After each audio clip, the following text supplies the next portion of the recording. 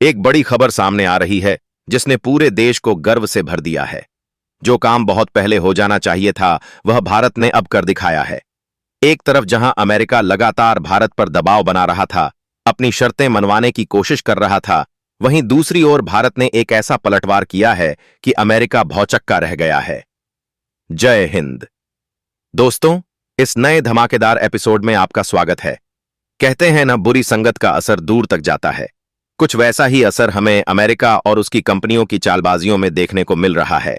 आमतौर पर तो अमेरिका ही अपनी बात से मुकर जाता है, यू टर्न ले लेता है, लेकिन इस बार भारत ने ऐसा जबरदस्त दांव चला है कि अमेरिका को समझ ही नहीं आ रहा कि क्या करें। आपको याद होगा, करीब 4 महीने पहले जब डोनाल्ड ट्रंप ने टैरिफ को लेकर धमकी दी थी, तो भारत सरकार ने एक तरह का भरोसा दिया था। हमने कहा था, अगर आप अपनी तरफ से टैरिफ हटा देंगे तो हम भी आपकी टेक कंपनियों पर लगने वाला डिजिटल टैक्स हटा देंगे। अब यह डिजिटल टैक्स क्या था? गूगल, फेसबुक, अमेज़न जैसी बड़ी अमेरिकी कंपनियों पर भारत जो एक टैक्स लगाता था, जिसे तकनीकी भाषा में इक्वलाइजेशन लेवी कहा जाता है, यानी बराबरी का टैक्स। सरकार ने ट्रंप से कहा था कि जैसे ही आप टैरिफ हटाओगे, हम भी यह डिजिटल टैक्स हटाने को तैयार हैं। इस खबर की पुष्टि 26 मार्च की एक रिपोर्ट से हुई थी। लेकिन दोस्तों, अब माहौल पूरी तरह बदल चुका है। भारत सरकार ने आज एक ऐसा यू टर्न मारा है जो हमारे देश के आत्मसम्मान और आर्थिक स्वाभिमान का प्रतीक बन गया है। सरकार का साफ साफ कहना है कि अब हम यह टैक्स ऐसे ही नहीं हटाएंगे। पहले आप यह बताओ कि जो आप हमारे सर्विस सेक्टर्स पर टैक्स लगा रहे हो, क्या आप भी उसे हटाने को तैयार हो? अगर अमेरिका भारत की कंपनियों या सर्विस एक्सपोर्ट्स पर टैक्स लगाता रहेगा, तो फिर भारत भी गूगल, फेसबुक जैसी कंपनियों पर टैक्स लगाना जारी रखेगा। और दोस्तों, हाल ही में आई खबर ने इस यू टर्न को और भी पुख्ता कर दिया है। द इंडियन एक्सप्रेस की रिपोर्ट बताती है कि भारत की कॉमर्स मिनिस्ट्री ने साफ सलाह दी है कि अमेरिका की तरफ से जो भी एक तरफा दबाव बनाया जा रहा है, उसे बिल्कुल स्वीकार मत करो। इसका सीधा मतलब यह है कि भारत अब झुकने को तैयार नहीं है। सरकार ने साफ कह दिया है कि हम यह टैक्स तब तक नहीं हटाएंगे जब तक अमेरिका भी बराबरी का व्यवहार नहीं करता। और दोस्तों, यह कोई छोटी बात नहीं है। भारत सरकार हर साल इन टैक्सेस से करीब ₹60 करोड़ की कमाई करती है।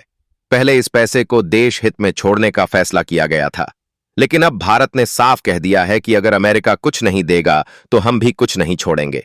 और दोस्तों, सबसे दिलचस्प बात तो यह है कि अमेरिका के पास समय बहुत कम है। डेडलाइन खत्म होने में सिर्फ 3 दिन बचे हैं, और बीते दिन ही अमेरिका के एक सीनियर अधिकारी हावर्ड लुटरनिक ने ऐलान कर दिया है कि अब किसी को एक्सटेंशन नहीं मिलेगा। एक तारीख से जो टैरिफ लगना है वह लगकर ही रहेगा। लेकिन भारत डरा नहीं। इंडिया इज नॉट फ्लिंचिंग, यानी भारत अब आंखों में आंखें डालकर बात कर रहा है। सरकार ने साफ साफ बोल दिया है कि अगर अमेरिका हमें कोई ठोस ऑफर नहीं देगा तो भारत भी कोई डील आगे नहीं बढ़ाएगा। अब दोस्तों, इस पूरे घटनाक्रम के पीछे की कहानी क्या है? मार्च में क्या तय हुआ था? भारत ने अचानक यह पलटी क्यों मारी? इसका पूरा विश्लेषण करते हैं।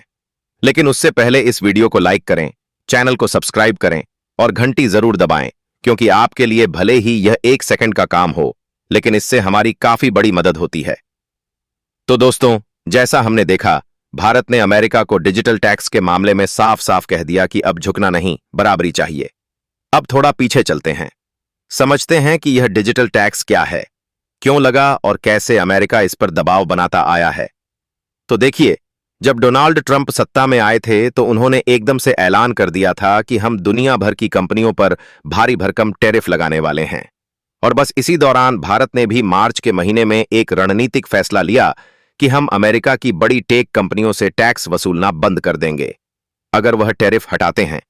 अब यहां आपको बता दें कि यह टैक्स सिर्फ किसी कंपनी की सजा नहीं थी, बल्कि एक स्मार्ट आर्थिक संतुलन बनाने की कोशिश थी, क्योंकि यह टैक्स 2016 में भारत में लागू हुआ था और इसका नाम रखा गया था इक्वलाइजेशन लेवी। इसका मतलब था कि जब कोई विदेशी यानी गैर निवासी कंपनी जैसे कि गूगल या फेसबुक भारत से पैसे कमाती है तो उस पर भी वैसा ही टैक्स लगे जैसा कि किसी भारतीय कंपनी पर लगता है। क्योंकि ऐसा ना होता तो भारत की स्थानीय कंपनियों को नुकसान होता और विदेशी कंपनियों को टैक्स फ्री कमाई का मौका मिल जाता। यही तो बराबरी का टैक्स था जिसे अब अमेरिका व्यापार बाधा बता रहा है। पर असल में यह सिर्फ एक टैक्स था, और वह भी पूरी तरह कानूनी और सही। अगर भारत के फायदे की बात करें तो हर साल करीब 300 करोड़ का राजस्व टेक कंपनियों की अंधाधुंध कमाई पर रोक और स्थानीय उद्योग को बराबरी का मौका मिला और अमेरिका को तकलीफ यहीं से शुरू हुई। अमेरिका ने साफ कहा कि आप हमारी कंपनियों पर टैक्स मत लगाइए वरना हम भी आपके ऊपर टैरिफ लगाएंगे।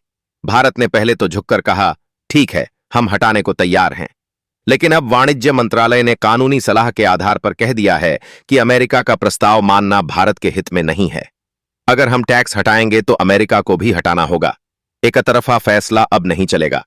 अब सरकार का रुख बहुत स्पष्ट है कि इक्वलाइजेशन लेवी को हटाने का कोई सवाल ही नहीं है। यह टैक्स अब अमेरिकी कंपनियों पर फिर से लगेगा और इसका एक बड़ा कारण यह है कि अगर भारत इस टैक्स को हटा देगा तो दुनिया की दूसरी 3 कंट्रीज पर भी दबाव पड़ेगा कि वे भी ऐसा ही करें। मतलब भारत एक खतरनाक मिसाल बन जाएगा जो हम बिल्कुल नहीं चाहते। और सोचिए दोस्तों, गूगल, अमेज़न, फेसबुक जैसी कंपनियां सिर्फ भारत में नहीं हैं, यह पूरी दुनिया में काम करती हैं। अगर भारत इनसे टैक्स लेना बंद कर देगा तो अमेरिका हर देश से यही कहेगा कि भारत ने तो टैक्स हटा दिया, अब आप भी हटाओ, और फिर बाकी देश भी मजबूरी में झुकेंगे। इसलिए भारत ने कहा कि हम गलत उदाहरण नहीं बनना चाहते, इसलिए हम दबाव में नहीं आने वाले। एक और बड़ी बात जो यहां समझने लायक है कि कराधान किसी भी देश का संप्रभु अधिकार होता है। इसका मतलब यह कि कोई भी देश अपनी मर्जी से अपने देश में कैसे टैक्स लेगा, किससे लेगा, क्यों लेगा, यह तय करने का हक उसी देश का होता है। अमेरिका को कोई हक नहीं कि वह भारत को यह बताए कि कौन सा टैक्स लगाए और कौन सा नहीं। और दोस्तों, यह बात केवल हम नहीं कह रहे। प्रोफेसर अर्पिता मुखर्जी, जो कि Indian council for research on and international economic affairs में काम करती हैं, उन्होंने कहा कि डिजिटल टैक्स को किसी भी व्यापार सौदे या मुक्त व्यापार समझौते का हिस्सा नहीं बनाना चाहिए। ऐसा करने से हमारी बातचीत की शक्ति कमजोर हो जाएगी। उन्होंने उदाहरण भी दिया कि अमेरिका और ऑस्ट्रेलिया के बीच जब ऐसा मुद्दा आया तो ऑस्ट्रेलिया ने बड़ी समझदारी से इसे संभाला। भारत को भी वही समझदारी दिखानी चाहिए और भारत दिखा भी रहा है। दोस्तों, अब बात करते हैं उस बड़ी तस्वीर की जिसे समझना बहुत जरूरी है। दरअसल अमेरिका सिर्फ भारत ही नहीं बल्कि हर देश पर दबाव बनाने की कोशिश कर रहा है, क्योंकि अमेरिका की टेक इंडस्ट्री इतनी ताकतवर हो चुकी है कि अब वह अमेरिका की सरकार को भी सीधे नियंत्रित करती है।